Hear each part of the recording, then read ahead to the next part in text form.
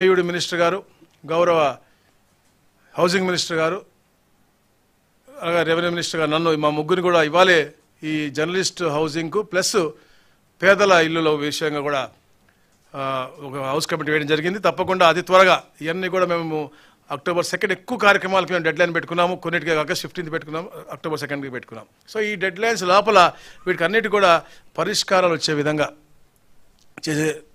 చేయబోతా ఉన్నాం. దాదాపుగా 1,85,000 మాకు ఈ రెవెన్యూ సదస్సుల్లో దరఖాస్తులు వచ్చినాయి. కానీ కేవలం 687 మాత్రమే ఉన్నాయి. అంటే మిగతా అన్నీ కూడా మేము పరిష్కార మార్గం లేకపోతే చేయలేనివి, ఎందుకంటే వచ్చే సమస్యలన్నిటి కూడా చాలా మటుకు చేయలేనివి ఉన్నాయి. నేను మొన్న పార్టీ ఆఫీస్లో కూర్చుంటే దాదాపు 60 వచ్చినాయి, దాంట్లో 59 చేయలేనటువంటి. సో అవి కూడా మేము వాళ్ళకి స్పీకింగ్ నోట్ ఇచ్చి ఎందుకు చేయలేకపోతున్నాం కూడా తెలిసే దిశగా కూడా మేము చేస్తూ ఉన్నాం. రాబోయే రోజుల్లో కూడా భూ వివాదాలు అలాగే భూ సమస్యలు అన్నీ కూడా ఏదైతే ఆధార్ లింకు సర్వే నంబర్ లింక్తో సహా ఈ సర్వే నంబర్ నొక్కితే ఈ సర్వే నంబర్లో ఈ భూమి ఎవరిది, ఎందుకు ఉంది, లేదా ఏ వివాదం ఉంది అన్నీ కూడా వచ్చే విధంగా కూడా మేము ఆర్టిఫిషియల్ ఇంటెలిజెన్సు అలాగే అవసరమైనటువంటి టెక్నాలజీ అంతా కూడా వాడి అందరూ కూడా ఒక వే ఫార్వర్డ్ కూడా పెట్టుకుని మేము ముందుకు వెళ్తా ఉన్నాం. మరి ముఖ్యంగా అందరూ చూస్తూ ఉన్నారు ఈ ఫ్రీ హోల్డ్ గురించి. జిఓఎం దాదాపుగా చాలాసార్లు ఒక 20 గంటలు అంటే 4 మీటింగుల్లో చాలాసేపు సుదీర్ఘంగా చర్చించింది.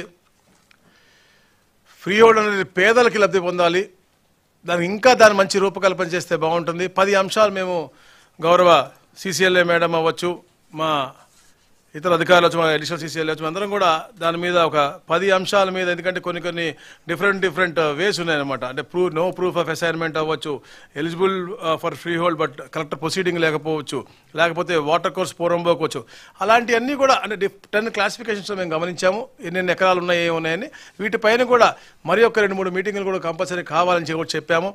సో దీనిపైన జిఓఎం అంతా కూడా టోటల్ రిపోర్ట్ తీసుకుని అక్టోబర్ 2 కల్లా గౌరవ ముఖ్యమంత్రి గారి దృష్టికి తీసుకురమ్మన్నారు. అప్పుడు వారు దాని యొక్క అంటే ఒక సంపూర్ణమైనటువంటి ఒక కార్యాచరణ రూపకల్పన చేసుకుని వే ఫార్వర్డ్ ఆ రోజు డిసైడ్ చేద్దామని చెప్పారు. సో అది కూడా అంటే పేదవాడికి లబ్ధి పొందే విధంగా, వ్యాపారస్తులకు కాకుండా పేదవాడికి లబ్ధి పొందాలా, గవర్నమెంట్ ఉపయోగపడాలా. ఎందుకంటే గవర్నమెంట్ కూడా బోళ్ళని అవసరాలు ఉన్నాయి. సో గవర్నమెంట్ కూడా కొంటా ఉంది.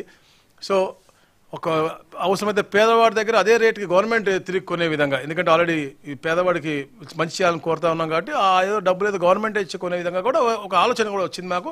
తప్పకుండా ఒక పాజిటివ్ వాతావరణంలో ఇలాంటి కార్యక్రమాలన్నీ కూడా చేస్తూ ఉన్నారు. ముఖ్యంగా సదస్సుల్లో వచ్చిన రివ్యూస్ అవ్వచ్చు, మనకి గ్రీవెన్స్లో అవ్వచ్చు, లేకపోతే పొలిటికల్ లీడర్స్ దగ్గర వచ్చి దాదాపుగా 4,63,000 పైచిలకు గ్రీవెన్స్ 1 ఇయర్లో వచ్చినాయి.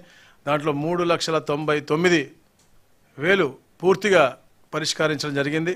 మిగతా అన్నీ కూడా అంటే ఇంకా ఎస్ఎల్ఏ లోపలే ఉన్నాయి కాబట్టి అవి కూడా త్వరలో మేము పరిష్కరించబోతా ఉన్నాం. అలాగే ముఖ్యంగా